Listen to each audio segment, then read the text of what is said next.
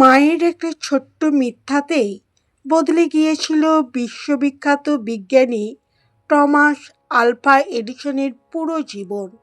একদিন ছোট্ট Thomas school থেকে ফিরে এসে তার মাকে একটি চিঠি দেয়। সে বলে, মা, আমার শিক্ষকরা এই চিঠিটা তোমাকে দিয়েছে, বলেছে তুমি পড়বে। এডিসনের মা ন্যান্সি এলিয়ট চিঠিটা খুলে পড়েন। পড়তে পড়তেই তিনি চোখের জল ধরে রাখতে পারেননি। ছেলে উদ্বিগ্ন হয়ে জিজ্ঞেস করলো, চিঠিতে কি লেখা আছে মা? মা তখন হাসি মুখে বললেন, তোমাকে নিয়ে আমি খুবই গর্বিত বাবা। তোমার শিক্ষকরা লিখেছে আপনার ছেলে একজন জিনিয়াস। আমাদের ছোট স্কুলে তার মতো প্রতিভাধর ছেলেকে শেখানোর জন্য পর্যাপ্ত শিক্ষক নেই। অনুগ্রহ করে আপনি নিজেই তাকে শিক্ষা দেওয়ার দায়িত্ব নিন। এরপর থেকেই এডিসনের মা নিজেই তাকে ঘরে পড়ানো শুরু করেন। তিনি কখনো তার ছেলেকে ছোট করে দেখেননি। তার ভিতরে ছিল অটুট বিশ্বাস, ছেলেটি একদিন বড় কিছু করবে।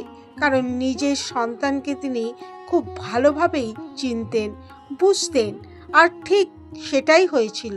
টমাস আলভা এডিসন হয়ে উঠলেন পৃথিবীর অন্যতম শ্রেষ্ঠ উদ্ভাবক, যার নামের পাশে রয়েছে 1000-এরও বেশি পেটেন্ট।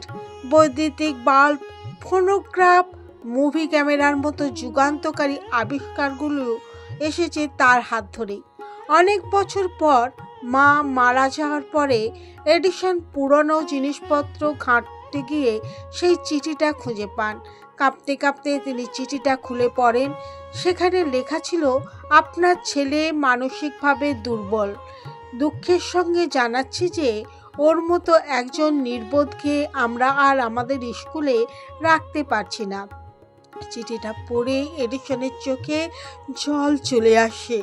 সঙ্গে সঙ্গে তিনি নিজের ব্যক্তিগত ডায়েরির শেষ পৃষ্ঠায় লিখলেন, টমাস আলভা এডিসন ছিল একজন মানসিকভাবে দুর্বল ছেলে, যাকে তার মা একজন নির্বোধ থেকে জিনিয়াসে রূপান্তরিত করেছিলেন।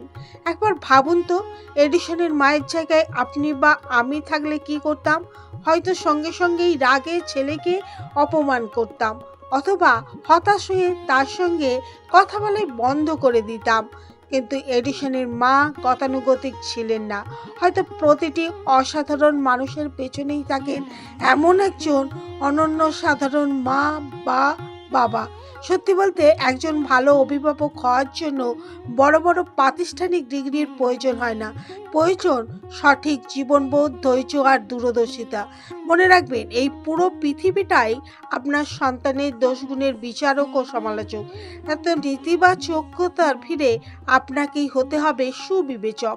সন্তানকে আঁকড়ে রাখুন, বিশ্বাস করুন। সে বারবার ভুল করলেও তার উপর আস্থা রাখুন। দেখবেন আপনার বিশ্বাসের প্রতিদান আপনি ঠিকই পাবেন। আপনার প্রার্থনা আর ইতিবাচক মনোভাব একদিন আপনার সন্তানকে সাফল্যের শিখরে পৌঁছে দেবে।